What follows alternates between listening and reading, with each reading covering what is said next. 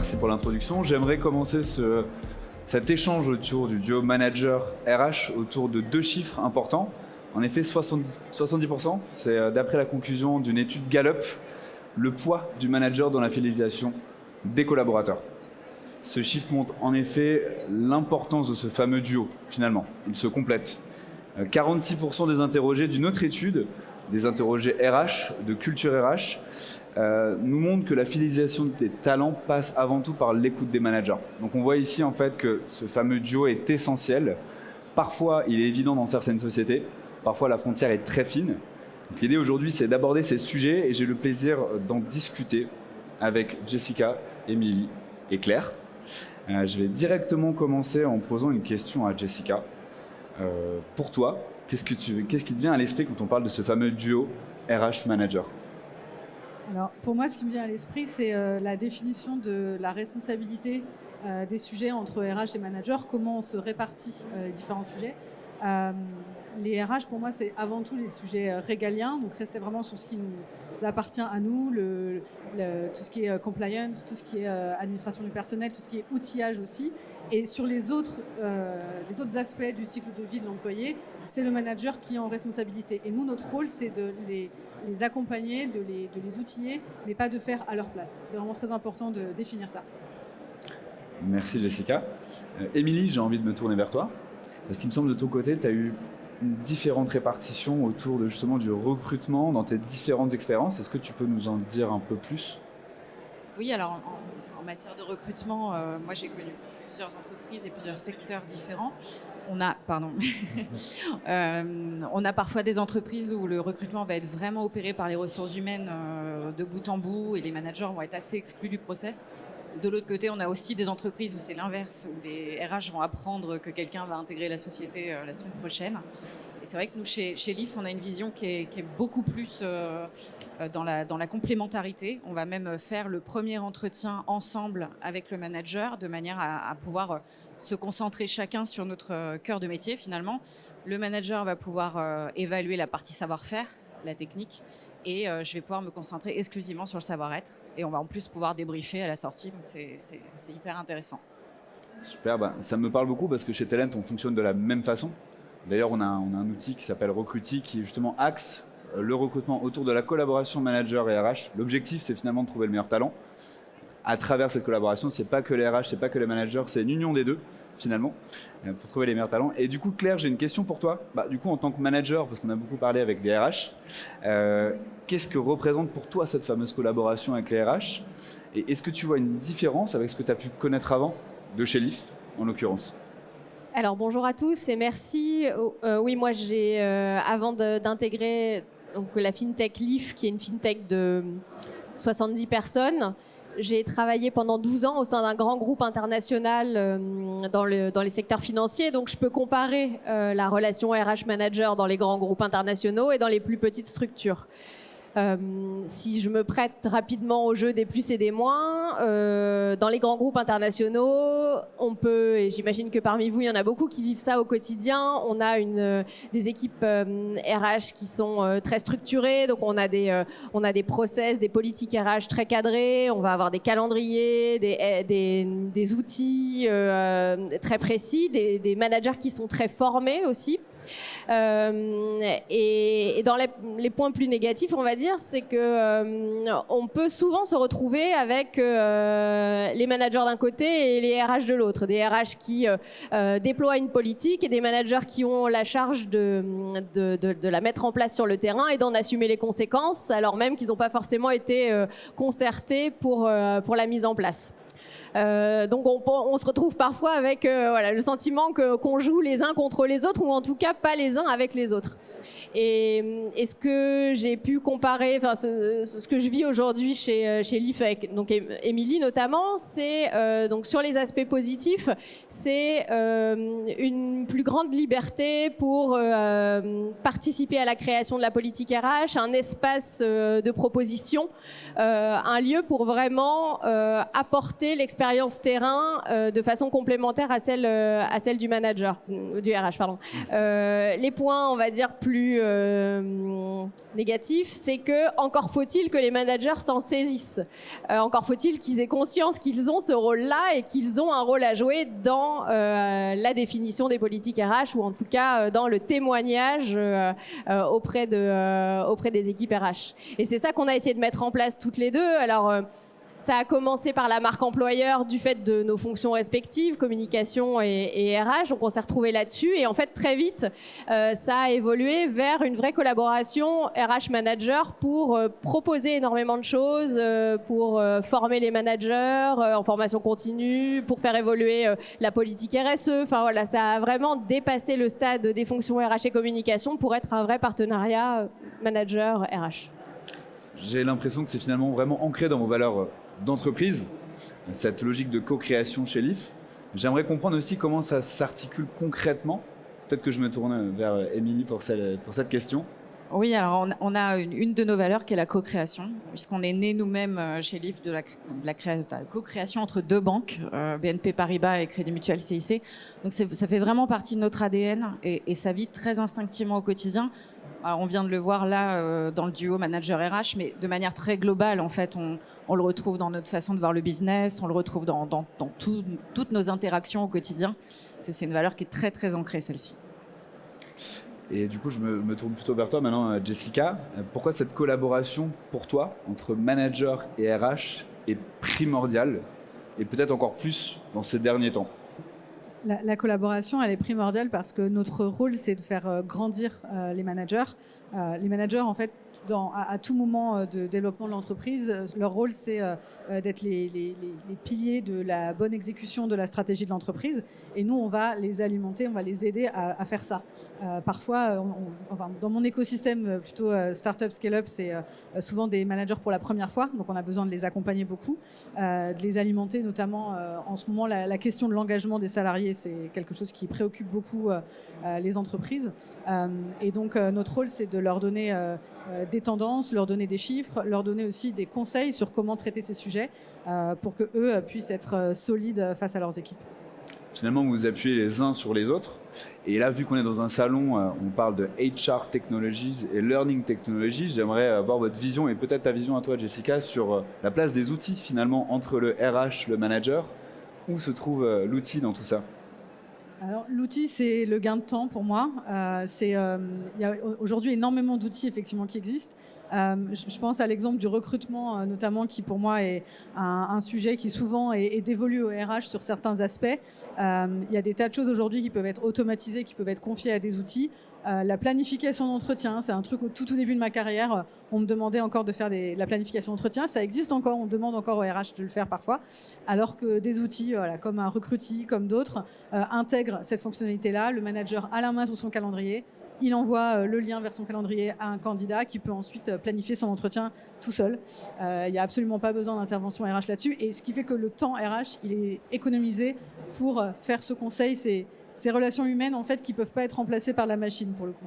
C'est vrai, du coup, je vais même prendre l'antithèse de l'outil qui peut tout faire, finalement. On peut risquer aussi de tomber dans des usines à gaz, ayant trop d'outils, trop de complexité. Le manager est bien souvent central, il va être utilisateur clé de ces outils. Donc, comment est-ce qu'on peut faire pour ne pas tomber dans cette usine à gaz d'outils avec ses managers et les RH, du coup ? Alors ça, c'est une question que les CFO nous demandent beaucoup. Est-ce que tous ces outils servent à quelque chose ? C'est vrai qu'il faut adapter les outils aux besoins qu'on a, au niveau de culture managériale qu'on a aussi, en fonction de notre niveau de développement. Notamment, là, je parlais du recrutement, il faut déjà qu'on ait formé les managers correctement à être capables d'utiliser tous ces outils-là, de leur faire percevoir la valeur en fait, de tout ça, de ce qu'on met en place pour eux. Donc ça passe par beaucoup de formation. Nous, chez Ornicar, ma dernière expérience, on avait mis en place un recrutement décentralisé. Donc on passait notre temps plutôt à les former, à maximiser l'usage de nos outils pour que eux, les managers, soient hyper confortables avec ces utilisations-là. On les formait en échange à comment mener un entretien structuré, à éviter les biais, ce genre de choses. On faisait tout ça maison grâce au temps que nous faisaient économiser les outils. Et ce qu'on faisait beaucoup aussi, c'est que, alors vous parliez de co-construction, nous, l'implémentation d'outils se faisait toujours avec un groupe de managers test, où on leur mettait dans les mains, avant même d'implémenter pour toute l'entreprise, on avait des groupes de managers, surtout côté développement informatique, côté design aussi, pour qu'ils aient un œil très objectif sur ces implémentations. Ok, et du coup, en effet, le manager, le RH, l'outil va souvent servir le collaborateur. Donc si maintenant on s'intéresse à ce persona qui est clé finalement dans l'entreprise, comment est-ce que ce duo RH-manager va finalement servir le collaborateur final, si on peut le dire comme ça? Et ça, j'aimerais te le poser à toi, Émilie. Moi, j'ai un exemple très concret parmi plein d'autres, mais c'est l'enquête annuelle qu'on met en place par un outil, du coup, chaque année chez Leaf. Une enquête qui nous permet de mesurer un petit peu les axes de progression qu'on pourrait avoir, là où on est un peu moins bon chaque année. Et chaque année, on compile ces résultats et on les débriefe avec l'équipe managériale lors d'un séminaire annuel. Et on décide tous ensemble des actions qu'on va pouvoir mettre en place pour refaire progresser les chiffres qui sont un peu en baisse. En 2023, on a remarqué qu'il y avait une baisse sur la notion de feedback et de la mesure de la performance, la clarté des objectifs. Ça, c'était l'enquête qui s'est déroulée en juin. Et dès la rentrée, on a mis en œuvre une formation managériale dédiée exclusivement au feedback, à comment élaborer les objectifs, comment les mesurer et comment les traiter en fin d'année. Et ils ont été formés. Et donc, du coup, les collaborateurs, à la fin, ont eu des entretiens annuels au courant décembre avec des managers formés à la question qui avait été soulevée pendant l'année par eux. Super intéressant. Ici, on voit bien entendu un vrai cas de manager et RH qui travaillent ensemble pour servir le collaborateur. Mais du coup, maintenant, donc on a posé la question plutôt à la DRH. J'aimerais poser la question à la manager. Avec son équipe, quel était le ressenti et est-ce que tu peux nous en dire plus sur votre collaborateur? Oui, pour rester sur le cas qu'Émilie décrit, dans le cadre de cette enquête annuelle d'écoute sociale, le rôle du manager, pour moi, en plus de ce qu'elle vient de décrire, il est à plusieurs niveaux. Déjà, il est dans la revue des questions. Est-ce que tous les managers et l'équipe managériale est encore à l'aise avec les questions qui sont posées? Est-ce qu'on en enlève certaines? Est-ce qu'on en rajoute? Est-ce qu'on change des formulations? Il y a vraiment cette sollicitation des managers en amont. Ensuite, pour moi, le rôle clé du manager dans ce processus, il est auprès de son équipe de s'assurer des taux de participation. En fait, pour avoir une enquête comme ça efficace, il faut qu'on aboutisse au moins à 70-75% de participation, sinon on a un angle mort. Et moi, mon job au quotidien pendant cette période-là, qui dure 2 à 3 semaines, c'est vraiment d'être derrière les équipes pour m'assurer que chacun joue le jeu et chacun participe à répondre à cette enquête. Il est libre des réponses. En revanche, moi, mon rôle, c'est de m'assurer que le plus de monde possible répond pour que les résultats soient fidèles à la réalité du corps social. Donc, il y a ça déjà. Ensuite, effectivement, ce que décrit Émilie, donc dans la réception des résultats, l'analyse des résultats et la proposition de solutions pour améliorer les scores qui nécessitent de l'être.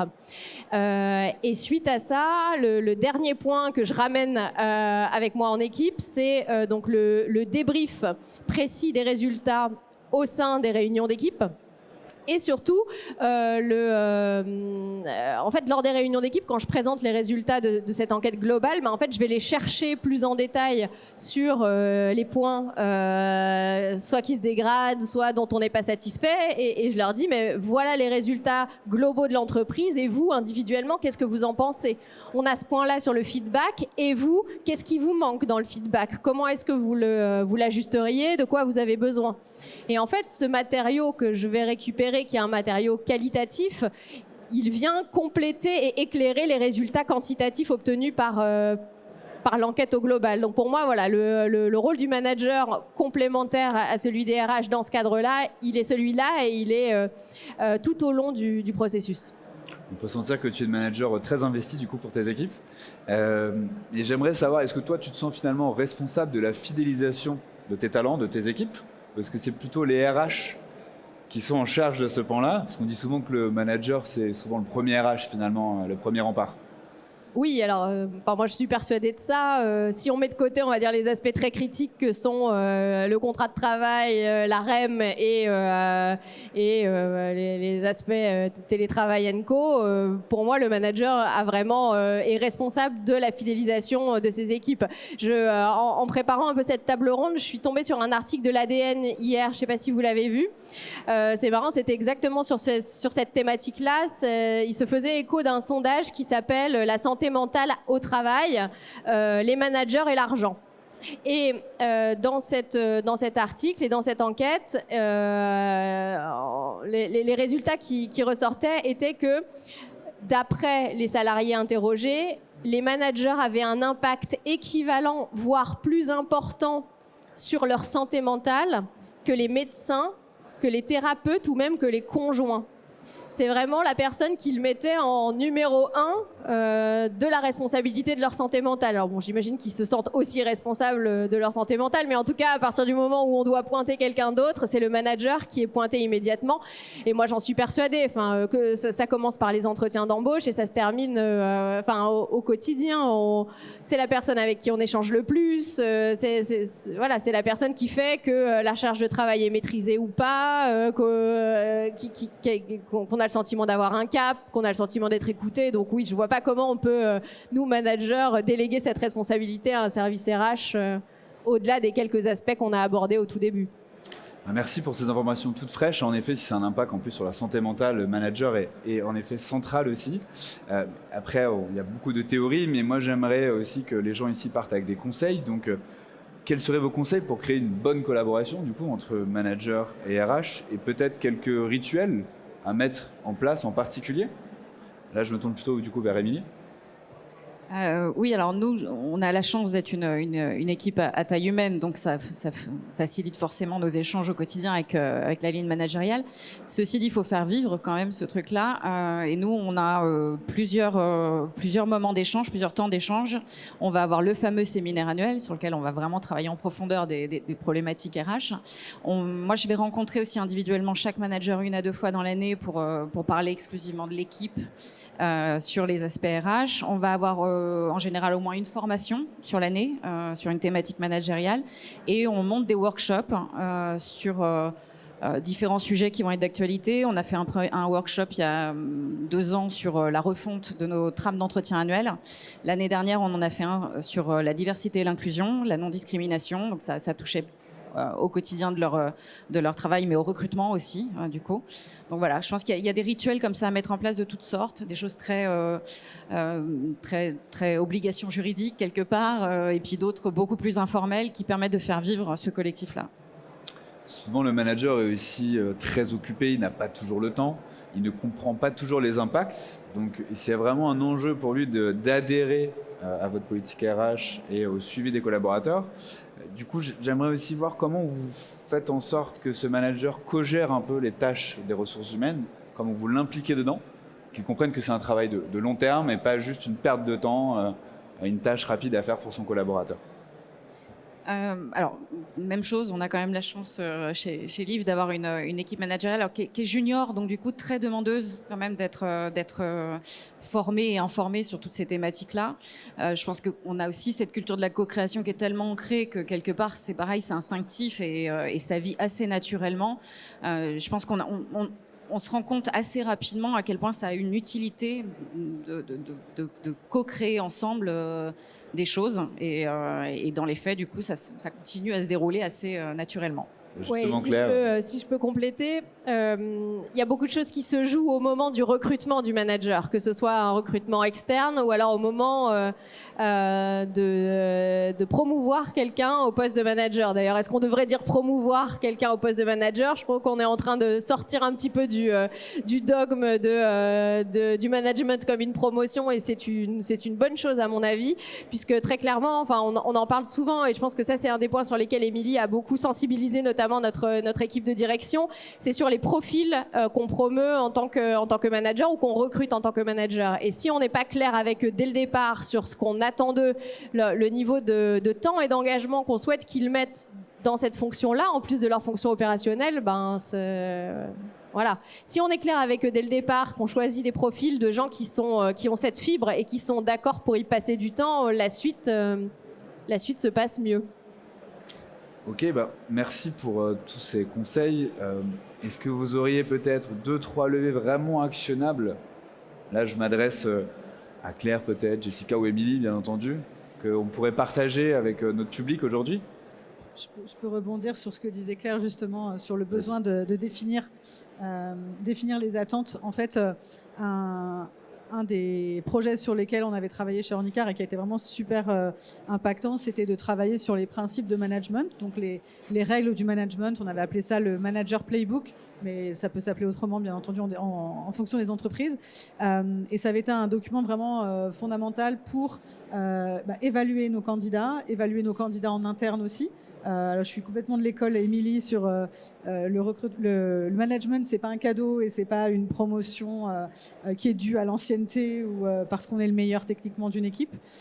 Donc on avait vraiment défini ça de façon très abstraite, sans penser à justement des personnes en particulier. Donc rédiger ce fameux document de comportement, d'action, de compétences qui sont attendues chez les managers, qui vont servir au recrutement, qui vont servir aussi à la formation.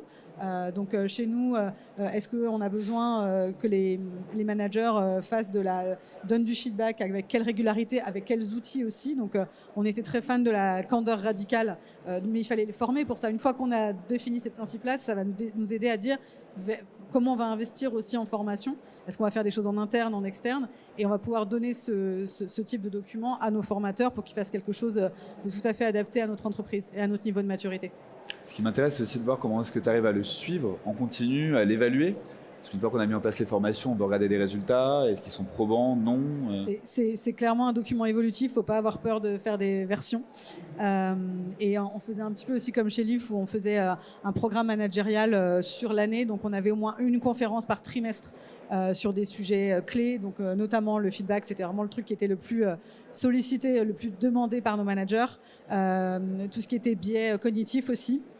Ça, c'était un sujet qui était plutôt poussé par nos recruteurs, mais les managers, une fois qu'ils étaient dans cette formation, appréciaient beaucoup d'apprendre, de découvrir ce qu'ils pouvaient avoir à travailler sur ce type de sujet. Et les formations management, c'est aussi une clé pour la connaissance de soi. Donc, c'est vraiment hyper important. On ne peut pas devenir manager sans ça. Et nous, on a été très surpris de découvrir que ce n'était pas si courant. Je pense à mon ancien collègue CFO qui, il y a 40 ans, n'avait jamais été formé. Donc il avait fait toute sa carrière sans jamais avoir été formé au management. Donc nous on avait vraiment énormément investi là-dedans parce qu'on estimait que c'était pas quelque chose d'intuitif ou d'inné et que c'était un métier qui s'apprenait. En tout cas, ça donne envie de travailler avec vous, hein, et devenir manager et être accompagné par les RH. Est-ce que vous auriez peut-être un petit mot pour conclure avant de laisser le public nous poser des questions peut-être? Moi, je dirais que tout ce qu'on se raconte là sur le duo RH-manager, c'est valable que si, dès le démarrage, on a quand même conscience que la fonction RH, c'est pas une fonction administrative ou une fonction support et que c'est un vrai business partner. À ce moment-là, le duo va pouvoir fonctionner et on va pouvoir mettre des outils qui vont fonctionner. Mettre des outils pour créer du lien entre une fonction administrative et du business, ça marche pas. Donc, je pense que c'est vraiment la première pierre à l'édifice sur ce terrain-là. Ok, merci beaucoup. Est-ce que tu veux rajouter quelque chose? Oui, en un mot, il y a le RH, il y a le manager qui peuvent avoir une bonne relation ensemble, mais l'acteur qui me semble important aussi, c'est le collectif managériel en tant que groupe. Et charge aussi aux équipes RH d'animer ce collectif en tant que collectif et de créer des moments des moments d'échange. Quand avec Émilie, on met en place une formation sur le feedback, par exemple, elle est aussi intéressante parce qu'on apprend sur le feedback que parce qu'on passe une journée entière à 10 managers dans une pièce à échanger sur nos sujets quotidiens, à se rendre compte qu'on a les mêmes succès, les mêmes difficultés et à se souvenir que le collectif managériel en lui-même est aussi une ressource pour nous en tant que manager et qu'il y a certains sujets RH, quand on est confronté à des sujets de gestion humaine compliqués, parfois l'interlocuteur naturel ce sera l'équipe RH, mais parfois ce sera le groupe de pairs qui peuvent nous aider à réfléchir et à avancer sur des sujets de façon plus informelle.